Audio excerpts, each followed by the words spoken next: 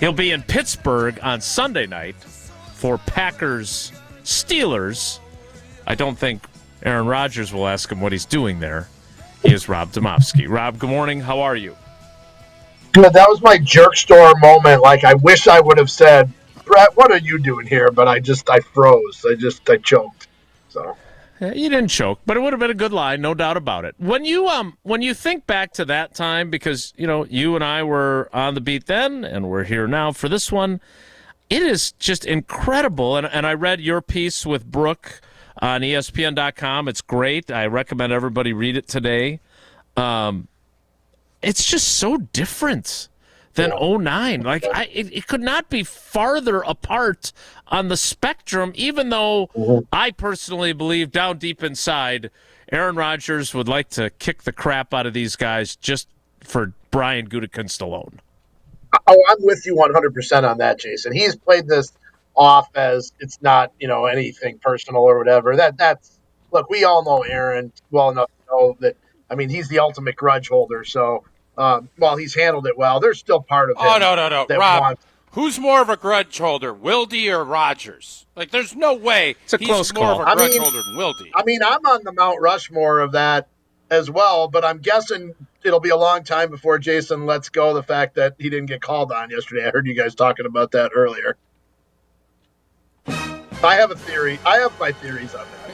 But We've been censored, so I'm not going to ask. Yeah, that's what it is. Anyway, here's the thing. I mean, I'm on that Mount Rushmore of grudge holders too. There's no question about it. But Jason, I think your point is well taken and well said on the difference. Is to me the biggest difference too, or maybe just in overall, is the fan reaction. Like we all lived through it in different ways. Obviously, Tausch had a different seat for it than we did. But the fans went from hating the Packers for not bringing Brett Favre back to hating Brett Favre for going to Minnesota, but while also still hating Ted Thompson and the Packers for, in their mind, allowing him to go to Minnesota. I mean, you were in Minnesota at the Metrodome, and I used this in my story, where that press box is open air, and Ted and Mark Murphy and those guys are sitting right behind us, and fans are able to come right to the front of the press box and scream at Ted for, they MF'd him for letting this happen, for not, keeping Brett. And like the other thing too about it is, like, the Packers were coming off a 6-10 season in Aaron's first year. So there was even more fuel to the, you screwed this up, sort of feeling. And right now that's just, that part of it is different because I don't think there was a large or any real groundswell of we have to keep Aaron, you can't let Aaron go. I just think most people felt like it was time, and while people appreciate Aaron for what he did on the field, which people, if they're discounting that, then they're fools, because this guy, was just as good a quarterback and did just as much. He came on at a different time. Brett was beloved for a couple of reasons. One, the team had been, bad for so long, and he's part of the, triumvirate of Holmgren, Reggie, and him, or I guess you have to throw Ron Wolf in there, so it's really a foursome, but of turning this thing around, whereas Aaron just, it came at a different time and kept it going, obviously. And the other thing too, I mean, people just had a bigger connection with Brett. Part of that also just could have been the time and the way life was then versus the way it became, with social media and all that. So I do think it's different, but to your point, Aaron wants to stick it to these guys just as badly as anybody would. So, Rob, what was your take? I asked Jason listening to however many questions got asked yesterday. Was there anything? What was super interesting that Rodgers has said this week that kind of perked your ears? I don't know if it was necessarily with us, Tausch, but the day before, and this often happened when he did the show with Jason, where he said his best stuff on Tuesday before we got him, and then on Wednesday at the locker, he would basically like, well, I talked about that with Jason on the radio show. But so I thought yesterday was a little bit of that. Yeah. Well, it's true. Yeah. I thought yesterday was a little bit of that. I know. But I thought the stuff on Wednesday about, just he finally made it like, he personalized it by saying, I loved living in Swamico, in Hobart, going to Chives, the Piggly Wiggly, seeing people there. Like Mm-hmm. that's the side of Aaron Rodgers that I guess I wish we would have seen maybe more of when he was here, rather than being like, or maybe I should say at the end when he was here, where he just seemed more combative and argumentative all the time. Whereas I do think yesterday and the day before, I think it just showed a side of Aaron that maybe we saw early on, but maybe didn't see enough towards the end when he became, I don't know, maybe too big for whatever. But I liked that Aaron Rodgers that we saw this week, Tausch. I really did. Rob, has there been any correspondence between Matt LaFleur and Rodgers and Brian Gutekunst and Rodgers since he's been in Pittsburgh? Yeah, that I don't know. The interesting thing, Tausch, is Aaron mentioned a lot of people this week. I don't think he mentioned Matt LaFleur by name once, and I'm sure he didn't mention Goody. He referenced McCarthy, referenced Ted Thompson at one point, with us or the day before with the Pittsburgh crew. That's a good question. I think maybe that's something that we'll maybe find out down the road, but my suspicion is that there has not been much, if any, contact between those guys. Rob, so the question that I would have asked that would have been different than the vibe of that, part of it was going to be about 2022. And I think if you look at how and I understand the cameras are there and so it impacts it, but like he clearly, whether it was for the cameras or for the betterment of the Jets, clearly embraced the young guys when he got to New York, right? And the Achilles blows everything up that first year. But, like, it was almost as if he didn't miss a single moment of the offseason program. He was devoted to those young guys and connecting with them, Zach Wilson, etc., all those, Sauce Gardner, everybody. And then it's been interesting to watch him this year. He's not doing McAfee. He complained about the turf, which everybody's complaining about the turf at that stadium. And he kind of complained about the schedule in Ireland, right? But there hasn't been, as you mentioned in your story, or I don't know if Brooke wrote or which part you wrote, but, there's not that crap either. And I just wonder if he took from 2022 when it was, oh, my God, what is he going to say on McAfee today? And there wasn't the connectivity with those young players, if that shaped how he has been in his other stops. And, that wouldn't have been as fun as Mike Clemens' question about the beer in the back of the truck and everything else and him reminiscing about that. But I'm really curious if he actually learned from the way things ended here. Because he said with the Pittsburgh media, you would love to have it end differently. Well, how much of that is because of how he was that year? Yeah, no, I think that's a good point.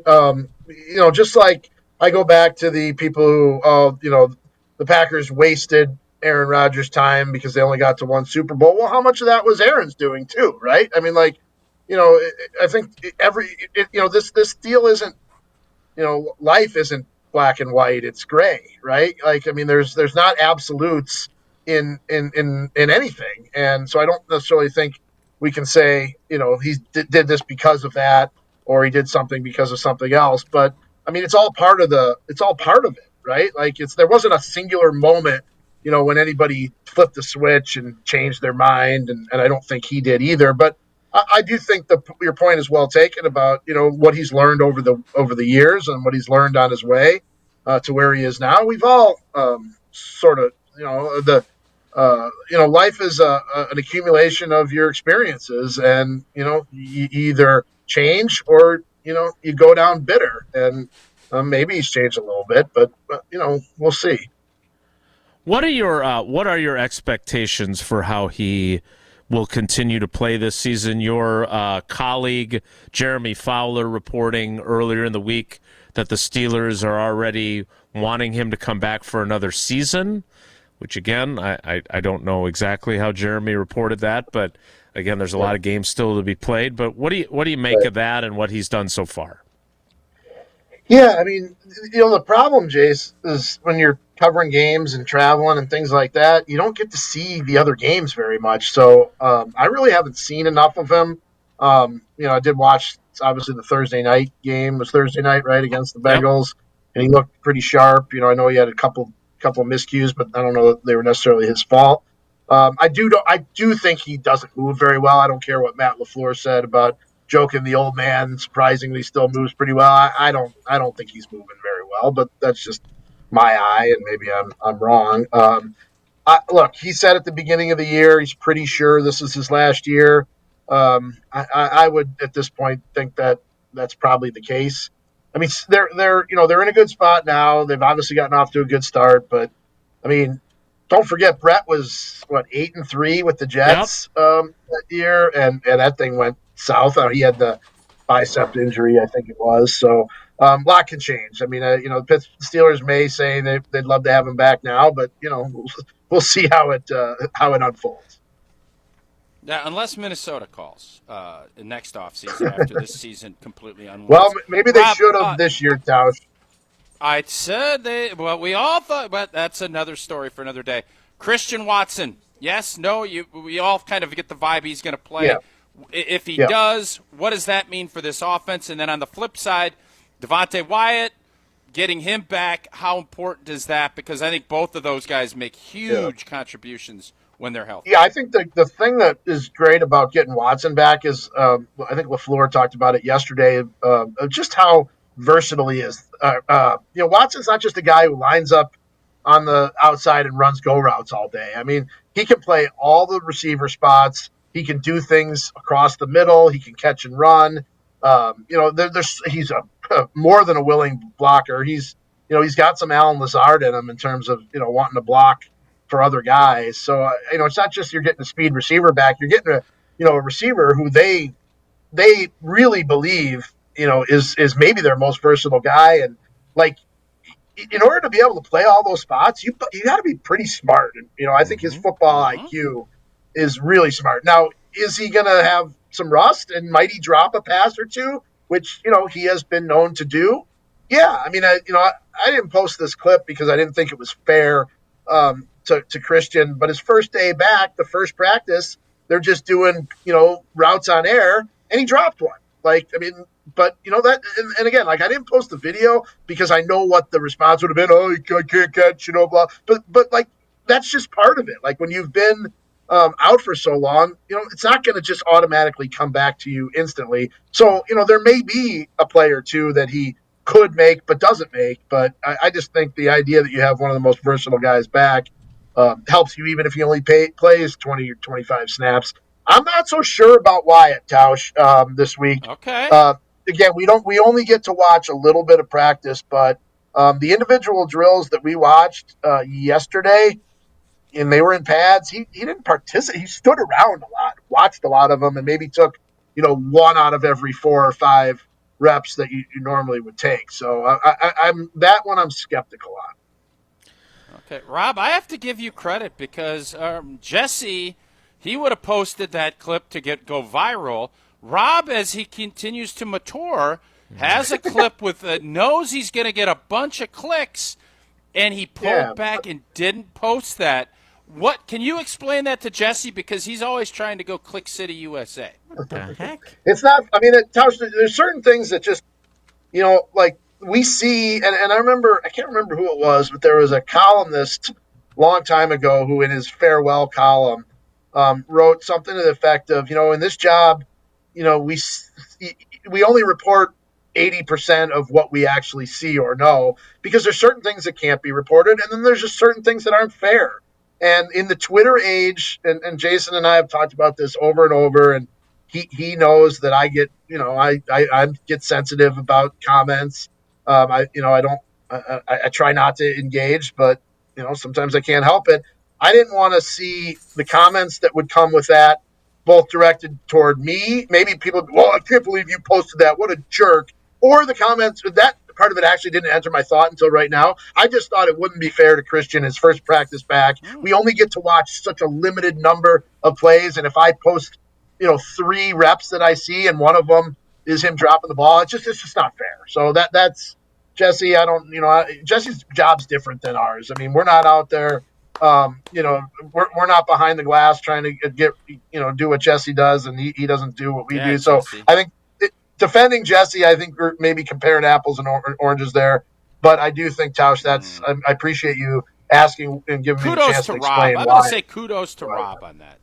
Yes. Thank you, Rob. Big kudos to Rob. Very I've classy. grown. All right, Rob. Classy Demovsky. We know you got to get to Matt LaFleur and ask him the pertinent questions. Last thing, we like to think of you as the punting professor with your hang times and everything else, but you also you have an affinity for the special teams realm. You talked briefly to Brandon McManus yesterday. He did not indicate to you that he had no pain, which I thought was Correct. interesting. I So did too. are you anticipating another week of Lucas Havlicek, or as Tausch calls him, John Havlicek, kicking in this game? I thought his name the first week was Have or Sink, like sink or swim. But yeah, you know what? Before the game last week in Arizona, I was talking to somebody in the organization as they were, doing their pregame warm up stuff, and the person indicated to me that they thought it would be McManus. McManus would be out not only the Arizona game, but possibly this game too, because they just want to make sure that they have him for late in the year. And the comment was made to me that yes, McManus went through this in 2022, I believe. Yep. But that happened much later in the year, and that was in December, I believe, when it happened, and their season probably wasn't going anywhere.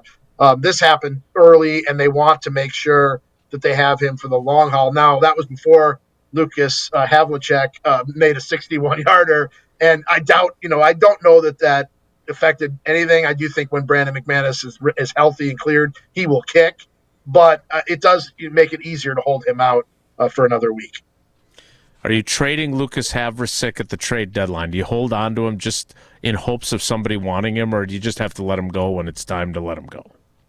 I would try to trade him. Sure. Yeah. I mean, even if you can even if you can't get a straight up pick, you could do the Havlicek and a seventh for a sixth round. A 6-7. Right? Yeah. Right. Yeah, 6-7 I said deal. 7-6. What is 6-7? Is this? What is 7-6? This Must up be and this. down. Yeah. I think it's something Double dribble sign. Indeed. Rob, Yeah. say hi to Matt LaFleur for us. We'll talk to you later. All right, you guys have a good one. We'll be seeing you.